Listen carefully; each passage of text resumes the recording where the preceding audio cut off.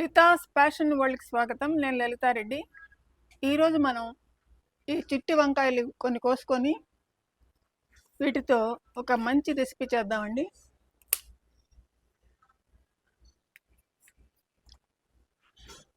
ఇవి లేతగానే కోసుకుంటే కూర చక్కగా అద్భుతంగా ఉంటుంది.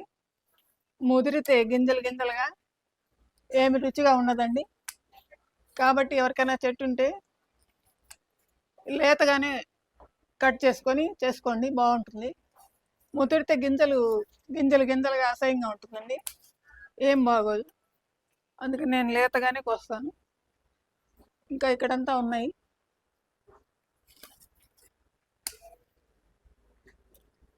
ఆ పైన కూడా ఉన్నాయి.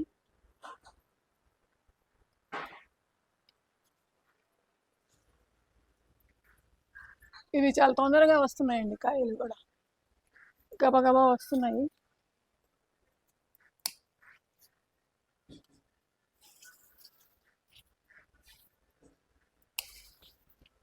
ఇదిగోండి. ఇంకా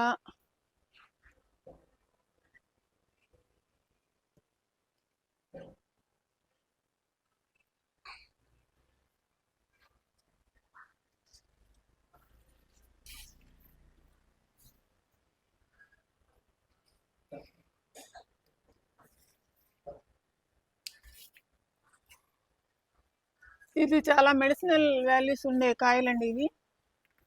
కాబట్టి అందరూ చేసుకోవచ్చు చక్కగా. పిచ్చి కాయలు అనుకోకండి వీటిల్ని. ఇవి చాలా మంచి కాయలు. తప్పకుండా అందరూ పెంచుకొని ఇట్లాంటి రెసిపీలు చేసుకోవచ్చండి. ఇంకా అయిపోయినాయి. వీటితో మనం చక్కటి రెసిపీ చేసుకుందామండి. పదండి. ఇగోండి, ఇన్ని వచ్చాయి కాయలు ఈరోజు. వీటితో మనం ఒకటి చక్కటి రెసిపీ చేద్దాము. పదండి. ఈ చిట్టికాయల్ని శుభ్రంగా కడిగి తర్వాత తొడిమలు ఒలిచేసి ఇలా సగాటికి కోసుకోవాలండి. ప్రతి కాయని కోసి పెట్టుకోవాలి. తర్వాత పొయ్యి మీద బాండలు పెట్టి అందులో 2 టేబుల్ స్పూన్ల ఆయిల్ వేసుకోవాలండి.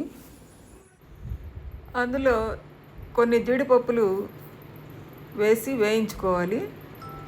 ఆ నూనెలో చక్కగా దూరగా వేయించుకోవాలి జీడిపప్పుల్ని. తర్వాత ఒక ప్లేట్లోకి ఆ జీడిపప్పుల్ని తీసి పెట్టుకోవాలండి ఈ విధంగా. ఆ తర్వాత ఏలకులు, దాల్చిన చెక్క, లవంగాలు ఈ 3 కొద్దిగా వేసి చూడండి ఆ విధంగా వేయించుకొని తర్వాత తరిగిన ఉల్లిపాయ అందులో వేయాలి. ఉల్లిపాయ చూడండి మా లక్ష్మి ఎట్లా తరిగిందో, కొన్ని పెద్దవి కొన్ని చిన్నవి. సరేలేండి, అన్నీ ఉడికిపోతాయి ఆ ఉల్లిపాయలు. తర్వాత కొన్ని తరిగిన పచ్చిమిరపకాయలు కూడా వేసి వేయించుకోవాలి. ఉల్లిపాయల్ని దూరగా వేయించుకోవాలి చక్కగా. కొద్దిగా రంగు మారే వరకు వేయించుకోవాలి. ఆ తర్వాత కొద్దిగా ఉప్పు వేసుకుంటే త్వరగా వేగుతాయి ఉల్లిపాయలు, అందుకని కొంచెం ఉప్పు వేసాను. ఈ విధంగా వేయించుకోవాలి.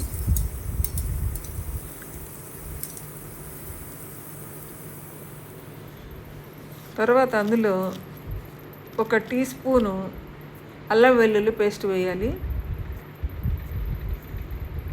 దాన్ని బాగా కలిపి వేయించుకోవాలి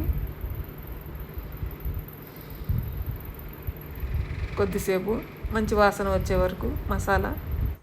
ఈ మసాలా బాగా వేగిన తర్వాత అందులో తరిగిన 1 టొమాటో వేయాలి. దీన్ని చక్కగా కలిపెడుతూ వాటిని బాగా మగ్గేదాకా ఆ విధంగా కలుపుతూ ఉండాలి. ఇది బాగా మగ్గిన తర్వాత అందులో మనం తరిగి పెట్టుకున్న చిట్టి వంకాయల్ని వేసేయాలి. చూడండి ఆ విధంగా వేసేసి చక్కగా కలుపుకోవాలి.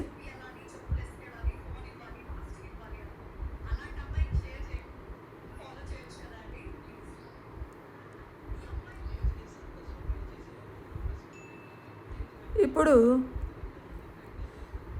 ఒక అర స్పూను పసుపు, ఒక టీ స్పూను మిరప్పొడి వేయాలి. వేసి చక్కగా కలుపుకోవాలి.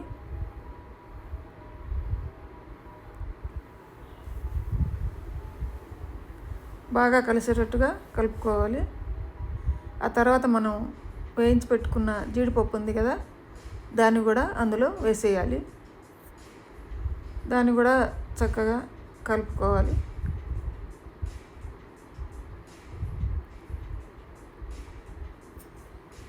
ఇప్పుడు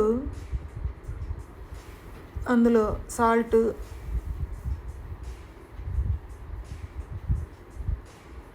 కూడా వేసి కలిపేయాలి. ఇప్పుడు కప్పు నిండా నీళ్ళు పోసేయాలి. అందులో పోసేసి బాగా కలిపి మూత పెట్టి ఉడికించుకోవాలి. బాగా ఉడికేదాకా ఉడికించుకోవాలి. మూత పెట్టాలి. తొందరగా ఉడికిపోతుంది మూత పెడితే. కొంచెం ధనియాల పొడి కూడా, ఒక టీ స్పూన్ ధనియాల పొడి కూడా వేసుకోవాలి. మూత పెట్టి ఉడికించుకోవాలి. అప్పుడప్పుడు మూత తీసి కలుపుకుంటూ ఉండాలి, అడుగంటిపోకుండా. ఈ విధంగా బాగా ఉడికిపోయి చిక్కబడిపోతుంది కూర. ఇప్పుడు ఒక అర టీ స్పూను గరం మసాలా పొడి చల్లి మళ్ళీ బాగా కలపాలి. ఇప్పుడు తయారైపోతుంది. ఈ కూర అయిపోవచ్చింది. ఇందులో ఇప్పుడు బాగా సన్నగా తరిగిన కొత్తిమీర కూడా యాడ్ చేయాలి. చూడండి, కొత్తిమీర వేసి బాగా కలపాలి. కొత్తిమీర మగ్గేదాకా ఉంచాలి పొయ్యి మీదే. ఆ తర్వాత దించేసుకోవచ్చు. ఉప్పు సరి చూసుకోండి. ఇక దించేసేసి సర్వింగ్ బౌల్లోకి తీసుకోండి కర్రీని.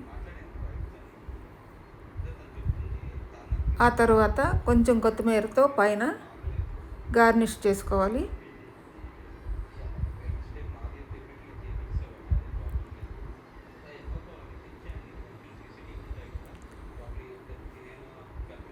తయారైపోయింది. ఇప్పుడు